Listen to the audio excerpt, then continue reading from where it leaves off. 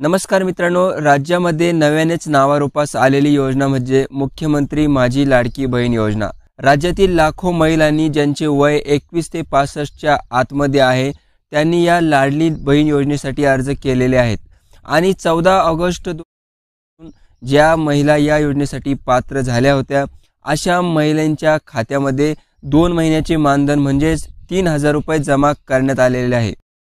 बऱ्याच लाभार्थी महिलांनी अर्ज भरत असताना जे बँक पासबुक दिले होते त्यावरती हे 3000 रुपये जमा न होता दुसऱ्याच खात्यावर जमा झाले आणि बऱ्याच महिलांच्या हे लक्षात येत नाही की त्यांचे 3000 रुपये कोणत्या खात्यात जमा झाले आहेत। मित्रांनो, आजच्या या व्हिडिओच्या माध्यमातून मी आपल्याला सांगणार आहे की आपले जे काही 3000 रुपये जमा करण्यात आलेले आहे हे नेमके कोणत्या बँक खात्यामध्ये जमा झाले आहे, हे कसं पाहायचं याविषयी सविस्तर माहिती आपण जाणून घेणार आहोत। यासाठी सर्वात प्रथम तुमच्या आधार कार्डला तुमचा चालू मोबाईल नंबर लिंक असणे गरजेचे आहे, तरच तुम्ही तुमच्या खात्यामध्ये आलेले हे पैसे चेक करू शकता। चला तर मित्रांनो, हे कशा पद्धतीने पाहायचं ऑनलाईन हे मी तुम्हाला अगदी 2 मिनिटात सांगणार आहे। तर सर्वात प्रथम आपल्याला आपल्या मोबाईल फोनवरती गूगल पेज ओपन करायचं आहे अशा पद्धतीने। यानंतर तुम्ही गूगल मध्ये बँक सेटिंग स्टेटस इतकंच लिहायचं आहे आणि त्यानंतर याला सर्च करा। त्यानंतर तुम्ही या ठिकाणी 1 नंबरलाच ही लिंक बघू शकता, चेक बँक अकाउंट। या ठिकाणी या लिंकवरती क्लिक केल्यानंतर आपल्याला लॉग इनचा हा पर्याय दिला जातो।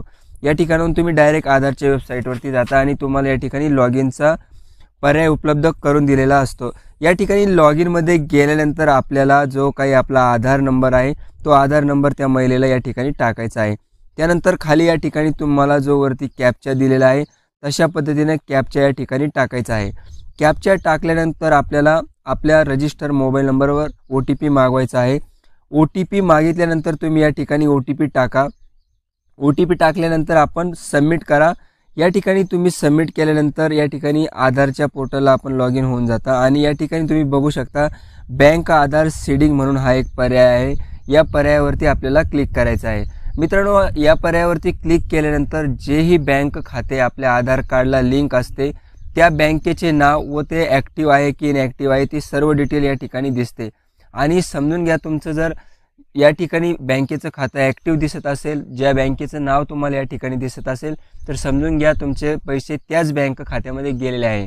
बऱ्याच लाभार्थी महिलांनी अर्ज करत्यावेळेस अकाउंट एका वेगळ्या बँकचे दिले आणि पैसे त्यांना दुसऱ्याच बँकमध्ये आले, तर हे याचमुळे झालेले आहे की ज्यांचे आधार लिंक ज्या खात्याला आहे त्याच खात्यामध्ये बँकेमध्ये तुमचे पैसे गेलेले आहेत।